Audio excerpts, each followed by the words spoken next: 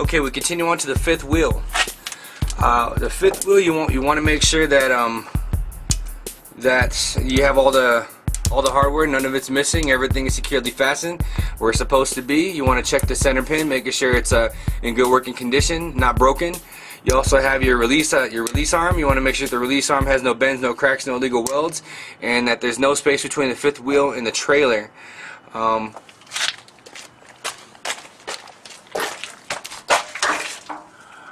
We continue with the center pin or the kingpin. You want to make sure the kingpin is in good working condition, not broken. Running across the kingpin, you have the locking jaw. You want to make sure that the locking jaw is locked and that it's in good condition as well. This whole entire area should be well lubricated. From here, we have our torsion bar.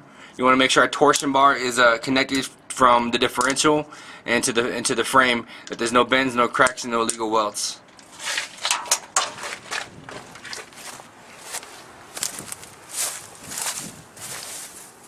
From here we move to this. From here we're going to go ahead and move to the coupling system. With the coupling system, we have our red and our blue. This is indicating our emergency brakes, and our service brakes. You want to make sure that all the components are securely fastened, and you want to check the glad hands. The glad hands you want to make sure are good working condition, and that the rubber seals right here are in good working condition and avoiding any air leaks. From here we have our electrical runs from here down to the bottom. You want to make sure they're well secured, well fastened on both ends, and that this emergency latch right here, the emergency latch, is in good working condition, avoiding any unwanted disconnections. From here we have our suspension for the back of the cab. For the suspension, we have our spring mounts. You want to make sure your spring mounts in good working condition, not missing any hardware.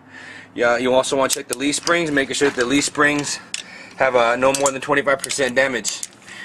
From there we have our U-bolts. We want to make sure our U-bolts are in good condition, no bends, no cracks, no illegal welds, and securely fastened to the differential.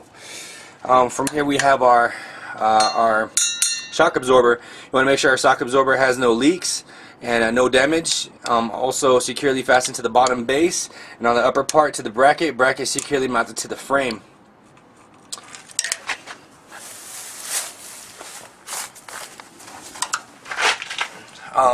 Part of the suspension as well is going to be the airbags. You want to make sure that the airbags is properly inflated, connected to the bottom base and on the upper part to the frame. You want to make sure those are properly inflated.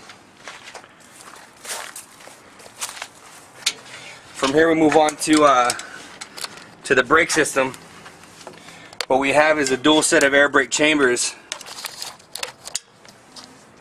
We have a dual set of air brake chambers. Same concept.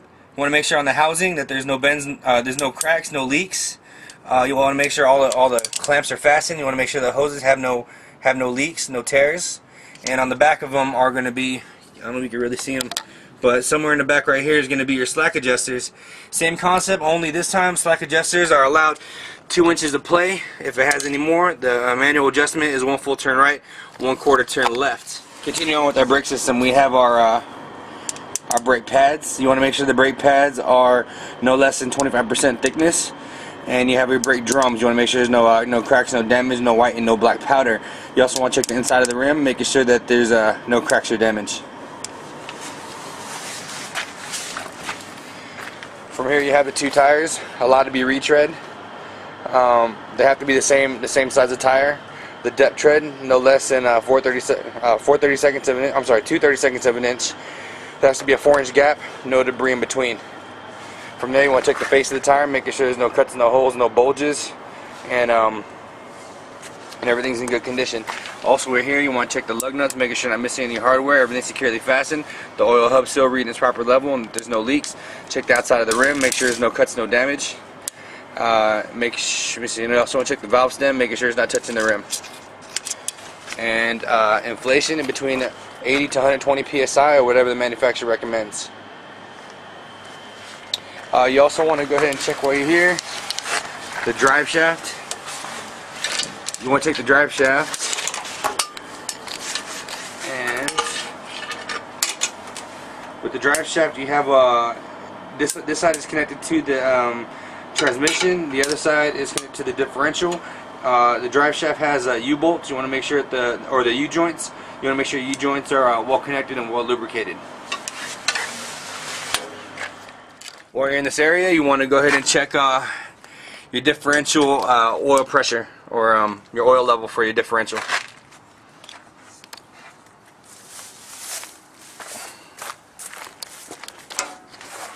Okay, moving to the back here, you have your mud flaps. You want to make sure your mud flaps are in good working condition, not touching the ground, not touching the tire. You want to make sure that the brackets are firmly secured to the frame, and that everything is in good working condition. From here, you have your lights in the back of the tractor. You want to make sure the two lights are indicating your stop or your brake lights, and making sure that they're red and in good working condition. The center one right here is indicating the reverse. You want to make sure it's white in color and is in good working condition. From here, we want to check the trailer, making sure that there's no damage, no cuts, no bends or cracks. You want to make sure that none of the rivets are missing. You want to check the DOT tape, the white face in the front, the red face in the back. From here we move on. From here we move on to the floor of the tractor. You want to make sure that the floor itself has no holes, no cracks, no damage. And you also want to check the cross members, making sure that the cross members are all in good working condition, no bends, cracks, or illegal welds. And also that there's no rivets missing. From here we move on to the landing gear. For the landing gear, you want to check. You want to make sure that the landing gear itself is securely mounted to the trailer, and also that the cross members has no bends, no cracks, no illegal welds. You want to make sure that the shoes are well lubricated and are in good working condition. And then from here, you have your release tendon arm. You want to make sure it's securely mounted to the base when you put it on the base. Has a speed of high and low. You want to make sure that the high and low are working, and that the actual gearbox itself is well lubricated. From there we move on. You also want to make sure your turn signals are in good working condition and are firmly secured to the trailer. Okay. These hoses, you want to make sure are in good working condition. No cracks, no damage, no leaks. You want to make sure your electrical is well connected, well insulated, and that your hoses itself have no leaks. From there, you want to make sure that the space between the top and the floor, so it's not touching, and also I believe the spacing is supposed to be somewhere to the degree of 18 inches.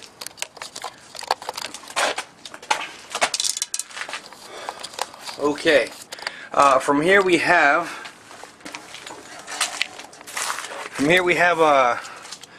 the back of the tractor. You want to make sure that everything's in good working condition, that the pin itself is in good working condition. You have your arm to release this pin. This has to have no bends, no cracks, no illegal welds, and this weld right here has to be in good condition. From here we have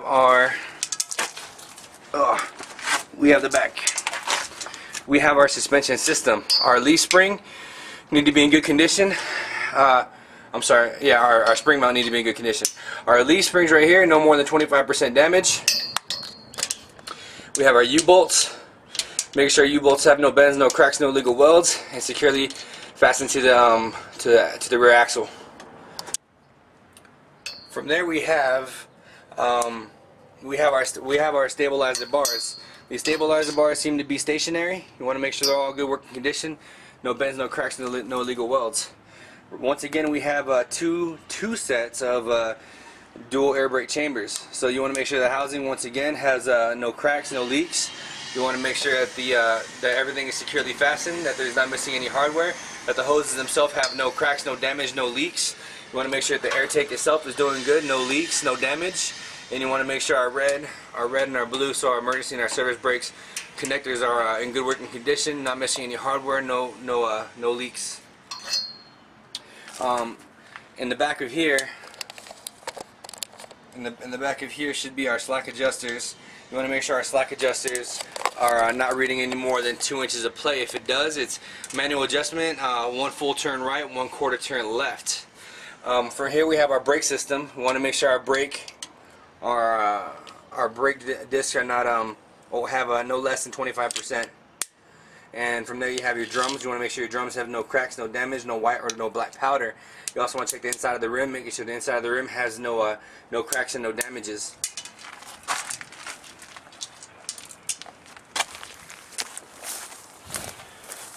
Same thing on the outside. No cracks, no damage. You want to make sure you're not missing any hardware. Everything's securely fastened, and also that the valve stem is not touching the rim. These tires are allowed to be retread. These tires are allowed to be retread. The depth tread, no less than 2/32 of an inch. There also has to be a 4-inch gap, also as well with the tractor tires. But a 4-inch gap, no debris or free from debris. Inflation in between 80 to 120 psi, or whatever the manufacturer recommends.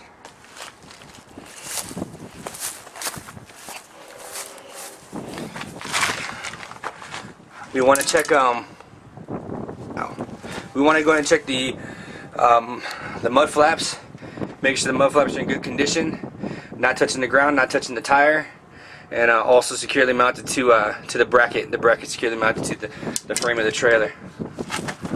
And then we're just gonna continue to look for any other damage or signs of damage, but we're doing good.